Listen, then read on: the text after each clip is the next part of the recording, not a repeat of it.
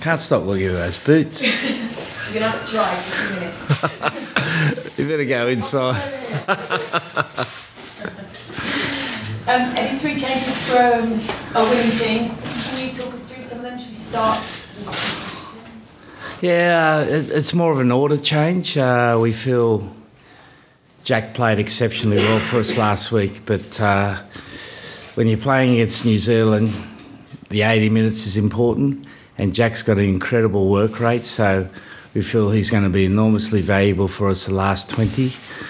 Chris can sniff a try from anywhere, and to beat New Zealand, you've got to score tries, so he's in good form, looks sharp, so we've given him the nod to start.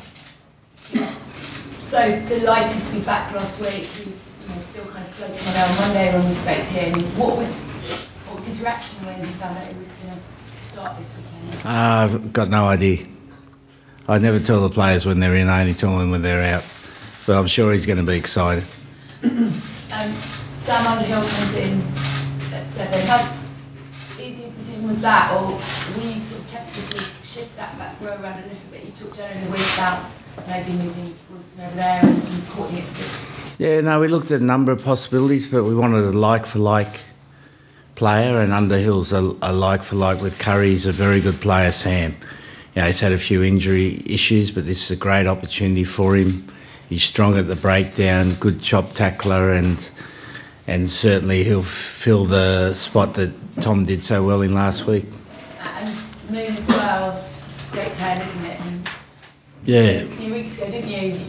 You'd said, a month ago, that Moon was going to play an autumn international, let alone start against the All Blacks. It's a good tale, and you're obviously very impressed with what he did off the bench. Yeah, again, more of an order change than anything. Ben scrummaged as well last week, so we're confident he can do a good job for us. There's no Manu Tuilagi again. Is that injury or selection? No, he's just not quite right. He's nearly there. And we feel like he's going to be enormous value for us in the future.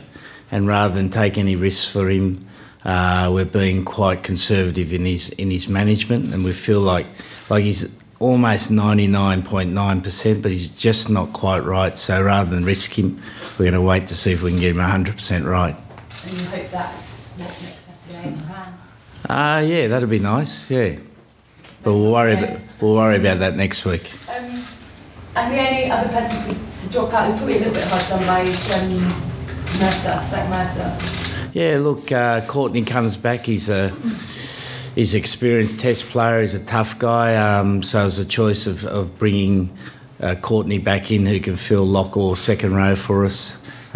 Zach, very disappointed. Made a good debut, but there's going to be more opportunities for him in the future. How tempted for you to start with Laws? Because he's been one of those that if he's fit, he tends to start for you. You like what he's got to offer. Yeah, he's had a few injury problems of late. Hasn't played that much rugby, so we just feel for this game, he's best finishing the game for us. And the All Blacks named their team overnight. What struck you as you expect? Well, basically, it's their strongest team. Good all-round team. Yeah, we respect them greatly. Well coached by Steve Hansen. Yeah, we've got the greatest admiration for them, but we've got an opportunity to get stuck in on Saturday, and that's what we're going to do. Eddie, Sam Underhill, obviously we know a lot about his defence. He's not played for you since the Six Nations. What else do you think he can offer you? Look, he's a good defensive 7. And the role of a 7 is to stop the opposition getting quick ball. And then on our ball to ensure that we get quick ball. So it's a pretty straightforward job. Chris Ashton's obviously a player who's not played a lot of competitive rugby, but you obviously like the look of him. Are you concerned about that lack of rugby, especially considering Teo as well, only started his first game of the season last week? Well, if I was concerned, I wouldn't pick him, mate. Do you think this is the biggest challenge you've had so far as a head coach? I don't understand the question. This match this weekend against the All Blacks. It's a test match against New Zealand. How big a statement would it be if you were to win this game this weekend, considering the World Cup's less than 12 months? Well, say the World Cup, that's a World Cup there. So we've got a number of rounds before the World Cup. You can win points in rounds, but you can't win the World Cup. So it's of no relevance at all. Just finally, Owen Farrell 10 now for the second week running. Is that the long-term vision now, you think? And if so, it's going to be quite tough for George Ford to get his way back in. Well, I'll tell you what it is. It's the vision for this week. Eddie, at Twickenham, the fans tend to welcome the haka by drowning out completely with a swing low. Do you like that? Do you think it adds to the atmosphere, or do you kind of like? At that stage of the game, they could be playing Spice Girls. I wouldn't know what's being played. They're making a comeback, aren't they, Spice Girls? So maybe they could sing at that time. It's got no relevance to me at all, mate. It does build the atmosphere. It's a very much. I just said it's got no relevance to me at all.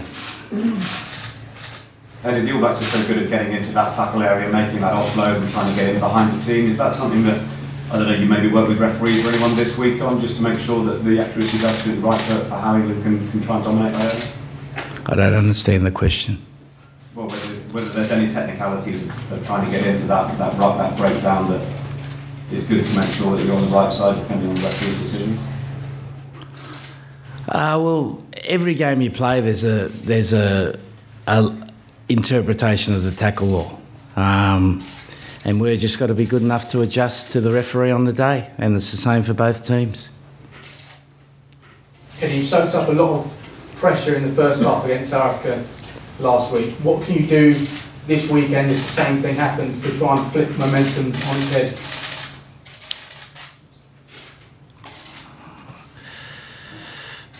Mate, you must have had a busy night last night. Hey, asking these difficult questions. Look, we obviously don't want to get in that situation. If we're in that situation, we've just got to stay in the fight. That's the only thing that keeps you in there. You've got to stay in there, keep doing the simple things well, and if you stay in there long enough, it can turn. You know, momentum's not an easy thing to turn. You're either looking for a cohesive team effort or you're looking for one individual to do a brilliant thing, and that's not something you can practice. Okay, we'll leave it there and go to writers.